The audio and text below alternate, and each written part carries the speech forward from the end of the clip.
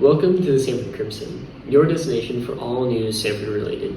Breaking news, a Giardia outbreak, commonly known as beaver fever, has occurred at Sanford.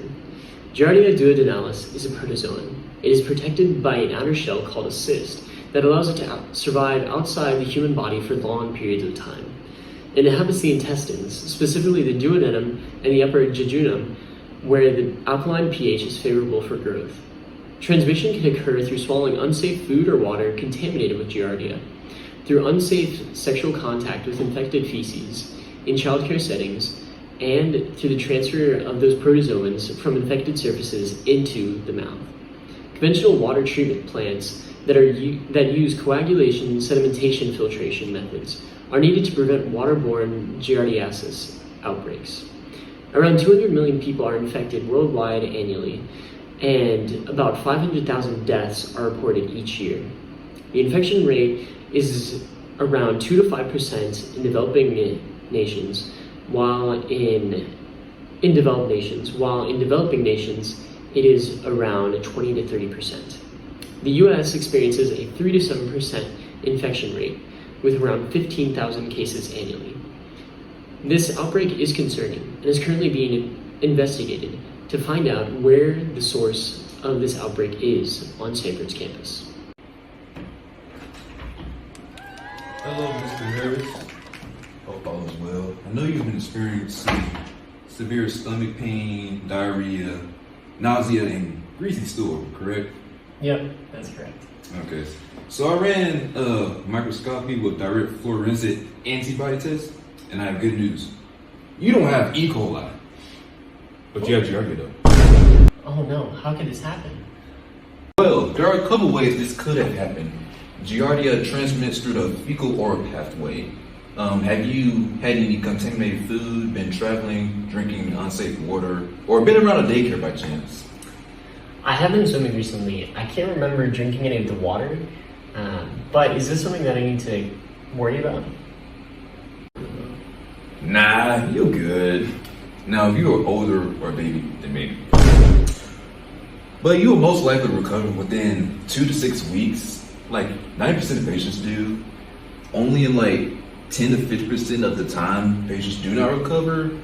And there's only like a 2% chance of death, so I wouldn't worry about it. You most likely acquired this from when you were swimming in the lake, so we're going to get you on treatment right away. Treatment of giardiasis include quinacrine, furosemide, and metronidazole. First option, quinacrine, the most effective. Cure rates 90% to 95%. There are some side effects, like you got stomach pain, headache, and yellow urine, nausea, vomiting, diarrhea, abdominal cramps, fever, and skin rash. It's a pill that will basically kill the parasite, but it's not available in the United States.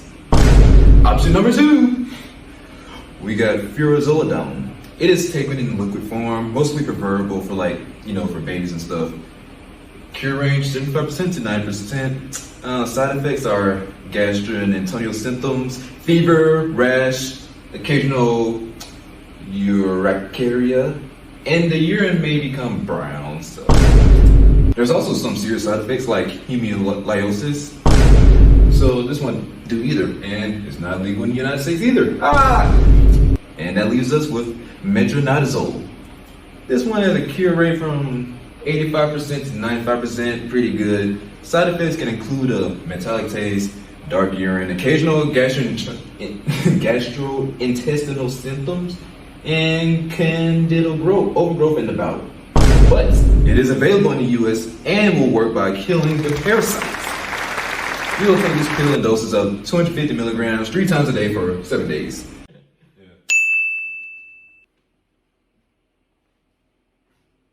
A few moments later. It is I, Giardia. I am a protozoan, flagellate within the order Retortamundata.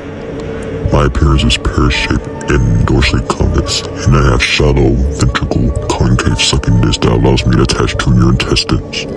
My dorsal surface allows for the diffusion of nutrients. My life is simple.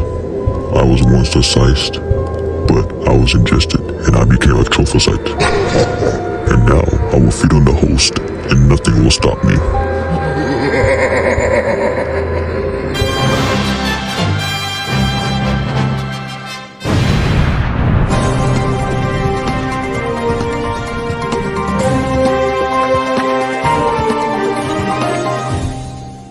Welcome back to the Sanford Crimson. Breaking news. The source for the Giardia contamination has been found.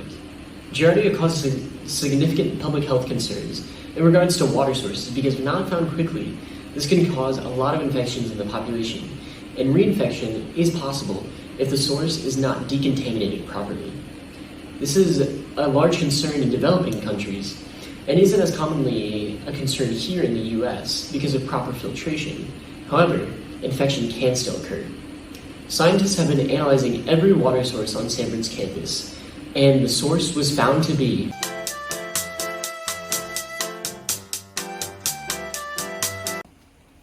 All right, sir, you are good to go. all right. I'm really am thirsty though. You mind if I ask someone to get a water? Yeah, sure, of course. I think it tastes great. Oh, good.